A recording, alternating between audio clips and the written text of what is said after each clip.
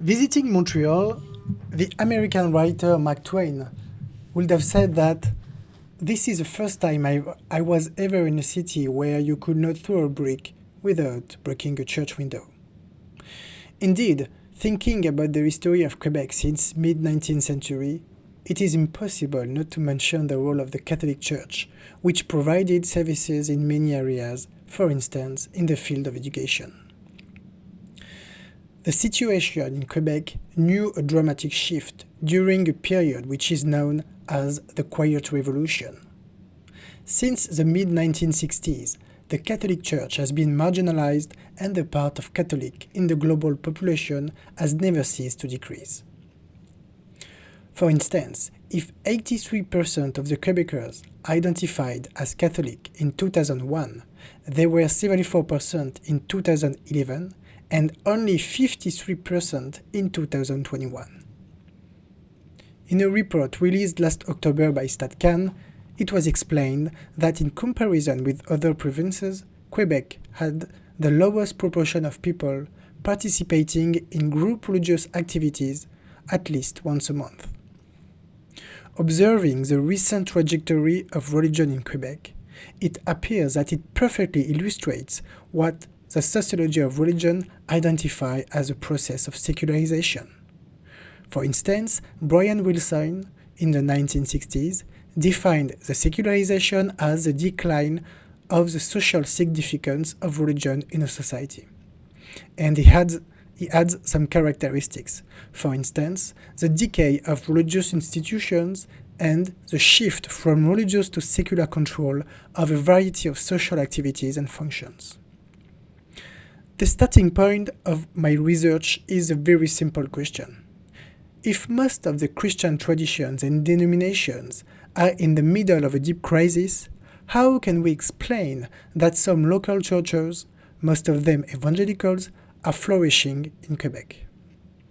And in order to answer this question from the perspective of the social sciences of religion, I think that the concept of secularization has to be completed by the notion of post-Christendom, which is very popular in practical theology and missiology. In his book, Post-Christendom, Church and Mission in a Strange World, the British theologian Douglas Murray defines post-Christendom as the culture that emerges as the Christian faith loses coherence within a society that has been definitely shaped by the Christian story, and as the institutions that have been developed to express Christian convictions decline in influence. Reading this definition, we could think that it was forged for the Quebec. For Douglas Murray, this situation of post-Christendom has not to be perceived as a threat and associated with failure and decline. Moreover, post-Christendom should not drive churches to consider themselves as sheltered enclaves, whose purpose is to protect the members from a culture seen as inherently dangerous. Douglas Murray explains that post-Christendom welcomes the freedom to look afresh at many issues seen for so long only through the lens of Christendom. It anticipates new and liberating discoveries as Christians explore what it means to be a church on the margins that operate as a movement rather as institution.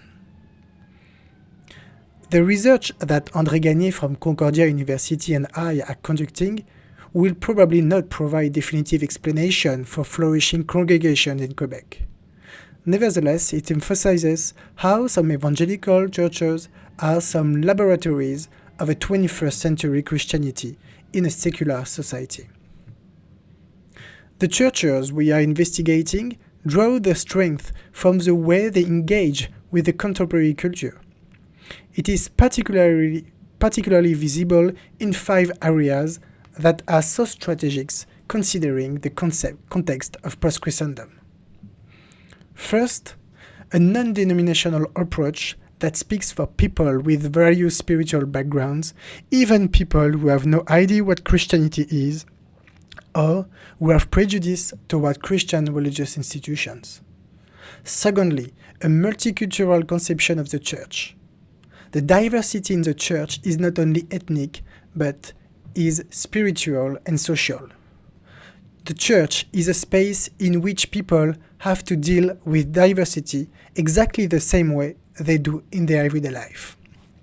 Thirdly, messages deeply anchored in the Bible but relevant for people who live in a 21st century society.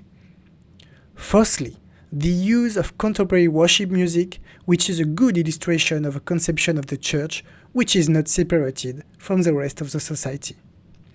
And finally, social involvement in the community whose aim is not to convert, but to bring a vibrant testimony of how Christians can contribute to a better society.